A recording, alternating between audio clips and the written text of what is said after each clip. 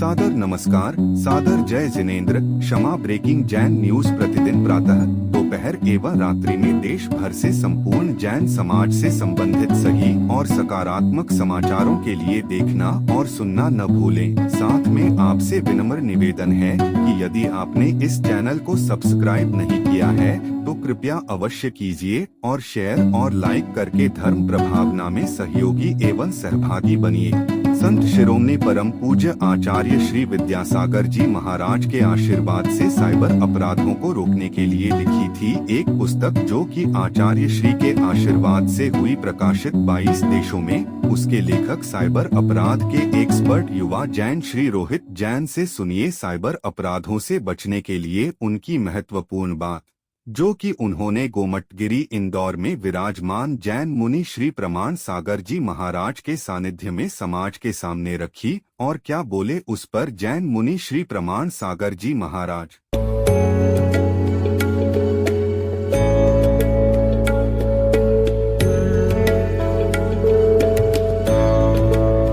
माता पद्मावती के मंदिर का भव्य निर्माण। सादर जय जिनेंद्र। आपको जानकर हर्ष होगा कि भगवान पाशनाथ धाम काकोरी लखनऊ में माता पद्मावती के भव्य मंदिर का निर्माण आरंभ हो रहा है, जिसमें माता की 38 इंच की मूर्ति स्थापित की जाएगी। इस पुण्य कार्य में आप सभी माताओं बहनों के सहभागिता की आवश्यकता है।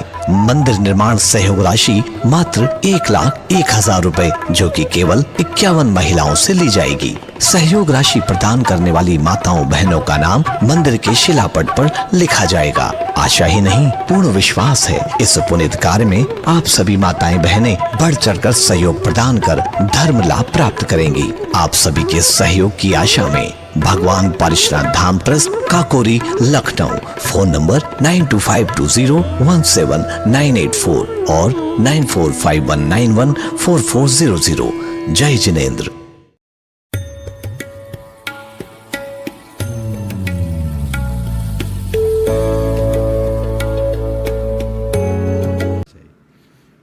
रोहित जी जैन अपनी वह पुस्तक जो लगभग 22 देशों में अपना स्थान बना चुकी है और न्यायाधीश, सेना और पुलिस अधिकारियों को जो ट्रेनर देते हैं, साइबर के अनेक जो अपराध से पीड़ित जो लोग हैं, 22 करोड़ 18 करोड़ की राशि उन्होंने वापस दिलाई अपने कानून के माध्यम से, और अनेकों लोगों को आत्महत्या से बचाए। ऐसे इस व्यक्तित्व के लिए आप जोरदार सम्मान कीजिए। आपके समाज की बहुत बड़ी धरोहर है। रोहित जैन आए और अपनी पुस्तक गुरु के कर कमलों में समर्पित करते हुए अपना प्रश्न भी रखें। ऊपर आ जाओ।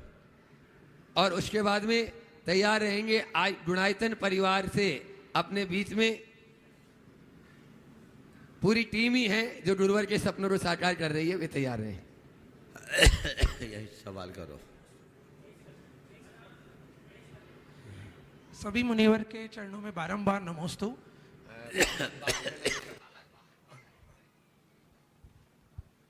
सभी मुनिवर के चरणों में बारंबार नमोस्तु।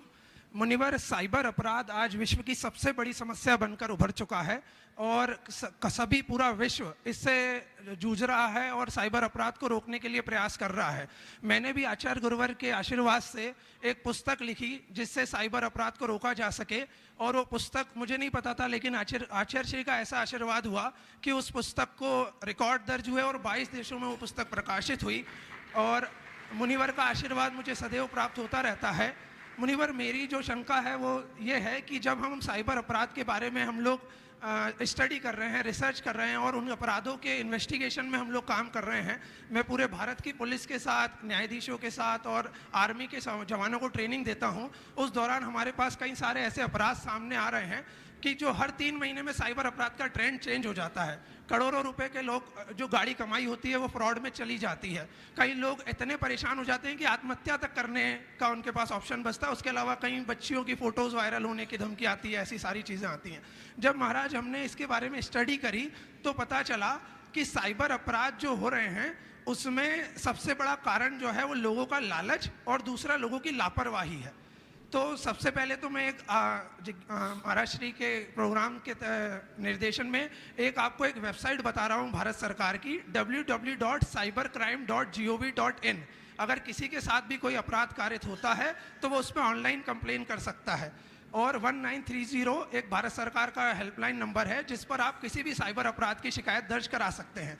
अब महाराज जी, मेरा प्रश्न ये है कि जो साइबर अपराध निरंतर बढ़ता जा रहा है उसमें सबसे बड़ा कारण है कि उस अपराध में जो पीड़ित है वो भी युवा वर्ग है, चाहे वो लड़की हो या लड़का हो, और करने वाला अपराधी जो है वो भी युवा वर्ग है। ऐसे में जब ऐसे अपराध कारित हो जाते हैं और बच्चों को ये लगता है कि ये इजी पैसे कमाने का बहुत आसान साधन है, हम ऑनलाइन हैकिंग करके या ऑनलाइन फ्रॉड किसी को बेवकूफ़ बनाकर हम इजी पैसा कमा सकते हैं, परंतु उसमें कई सारे कानून हैं, कई सारे प्रावधान हैं जिससे लोगों को कई सालों तक की सज़ा के प्रावधान भी हैं। अब ऐसे में महाराज जी, हम यूथ को क्या गाइडेंस आपके मार्गदर्शन में दे पाएँ कि ऐसे अपराधों को रोका जा सके और ऐसे अपराधों से जो लोगों को इतनी हानि हो रही है, इतनी पीड़ा हो रही है, उससे उन लोगों को बचाया जा सके। मार्गदर्शन करें गुरुजी। देखिए, आज बहुत ही ज्वलंत विषय को रोहित भाई ने यहाँ पर प्रस्तुत किया है। साइबर क्राइम आज एक वैश्विक समस्या बन गई। पूरे विश्व में इस क्राइम को लेकर के चिंता है और हर देश की सरकारें इसे लोगों को बचाने में लगी हुई है। मैं आज ये पुस्तक मेरे हाथ में आई देखकर बहुत प्रसन्नता है। जब इसने पुस्तक मुझे दिखाई थी तो मैंने कहा मंच में देना ताकि लोगों में अवेयरनेस हो। अभी कुछ दिन पहले ही मुझे किसी ने बताया कि एक आदमी इसी साइबर क्राइम के चक्कर में 7 करोड़ के फ्रॉड का शिकार हो गया और वो पेशे से इंजीनियर था। अभी की बात है हाल। बिल्कुल महाराज जी, हम लोग जो रिसर्च कर रहे हैं उसमें जो लोग पीड़ित हैं, जिनका पैसा जा रहा है या जिनकी समस्या है, वो प्रोफेशनल लोग ही हैं। मतलब सीए, इंजीनियर्स, जजेस और लॉयर्स, ये लोग हमारे पास आते हैं जिनके साथ फ्रॉड हो जाता है। करोड़ों रुपए मैं वही बोलना चाह रहा हूँ। मैं चाहूँगा कि इस विषय में रोहित फिर बोले। तो इसकी मूल क्या है? डिजिटल अरेस्टिंग और चीज़ें।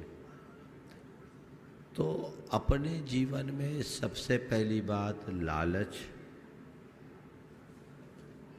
से अपने आप को बचाना चाहिए।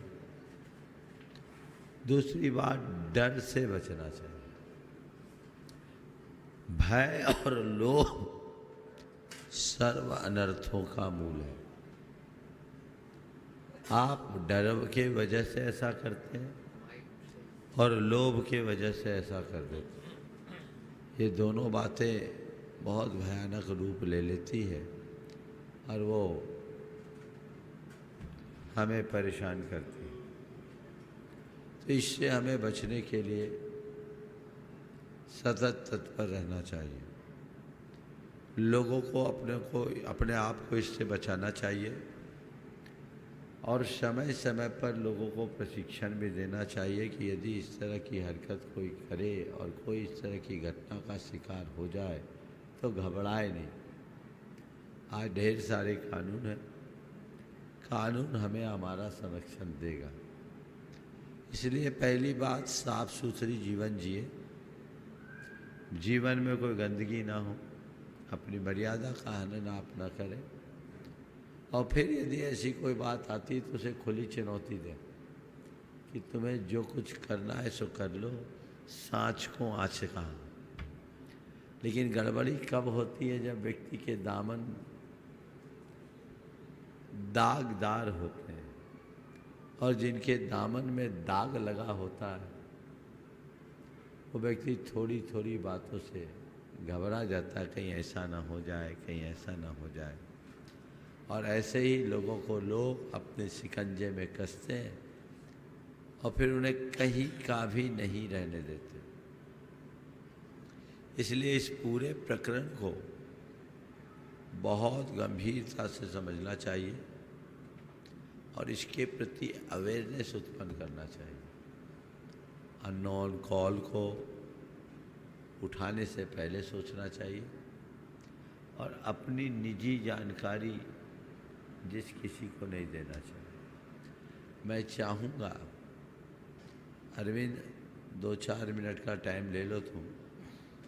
क्या सावधानियाँ रखे जिससे आपके अकाउंट को कोई हैक ना कर सके, आपके साथ ऐसा कोई फ्रॉड ना हो सके, अगर संक्षेप में आप आम जनता को बता सको तो सबका बड़ा लाभ होगा। और आप लोग इसे ध्यान से सुनिए। आज तो अचानक ये प्रयास हुआ है।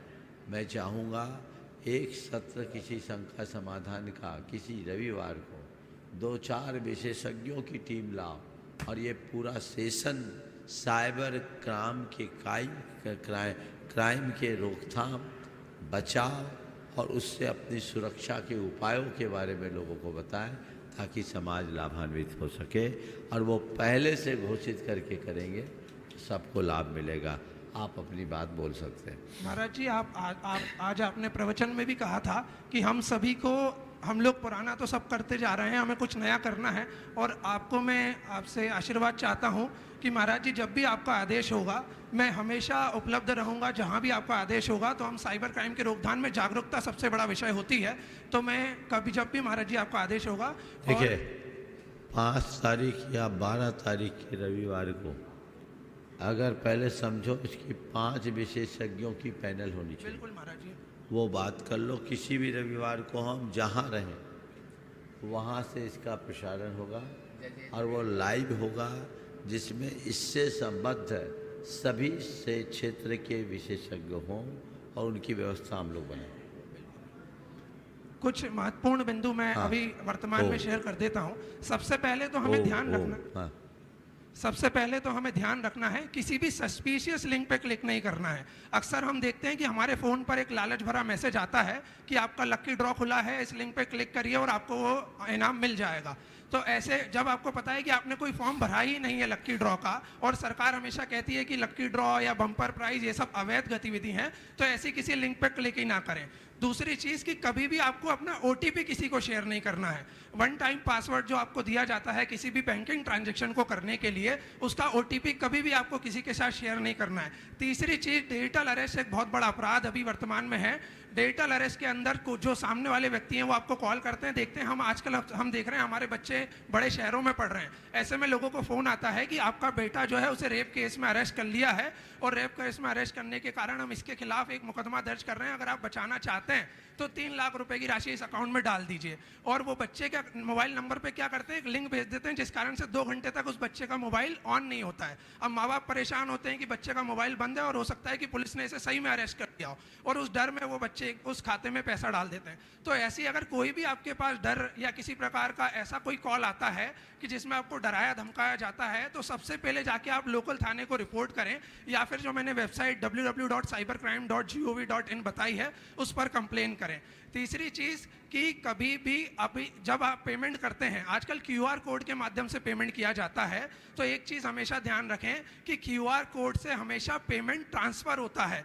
कभी भी QR कोड को स्कैन करके पेमेंट रिसीव नहीं होता है।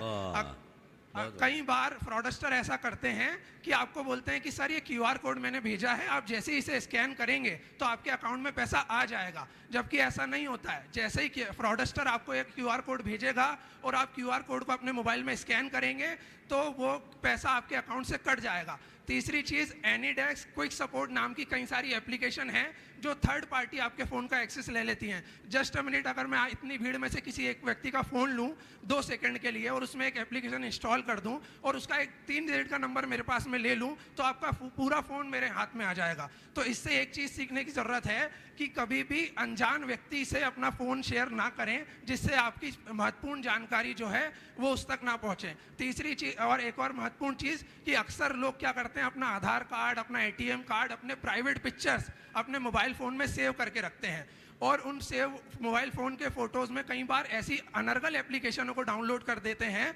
हम जब देखते हैं कि काम की चीज़ों को तो हम लोग बहुत कम यूज़ करते हैं फ़ोन में, अनर्गल चीज़ों का उपयोग ज़्यादा करते हैं, और फ्रॉडस्टर भी उन्हीं का उपयोग करते हैं। वो एक छोटी सी एप्लीकेशन आपको देंगे कि इस एप्लीकेशन का उपयोग करके आपकी फ़ोटो बहुत सुंदर हो जाएगी। अब आपको ये ध्यान रखना है कि वो फ्री में ऐसी एप्लीकेशन आपको क्यों पहुँचा रहा है जो आपकी फ़ोटो को सुंदर बना रहा है। वो एप्लीकेशन आपके जो जितने भी फोटोज आपकी गैलरी में जो सेव है ना, उसको ले रही है, उसका एक्सेस ले रही है। तो उस दौरान अगर आपके प्राइवेट फोटोज उसके अंदर हैं, लोग बेवकूफ़ी करते हैं, बच्चे बेवकूफ़ी करते हैं कि अपने प्राइवेट फोटोज को अपने मोबाइल में कैप्चर करके रखते हैं। आजकल बहुत बड़ी बेवकूफ़ी महाराज जी, लव मैरिज में या जो लव अफेयर में जो बच्चे हैं, वो लोग अपने पार्टनर्स को अपने गलत पिक्चर्स शेयर करते हैं और बाद में जब उनमें बीच में अनबन हो जाती है तो वो जो पार्टनर है वो धमकी देता है कि मैं इन फोटोज को वायरल कर दूंगा, तो फिर वो डिप्रेशन का शिकार होकर आत्महत्या तक चले जाते हैं। तो ध्यान रखें कि ऐसे कोई प्राइवेट पिक्चर्स को हमें ना क्लिक करना है ना किसी को शेयर करना है।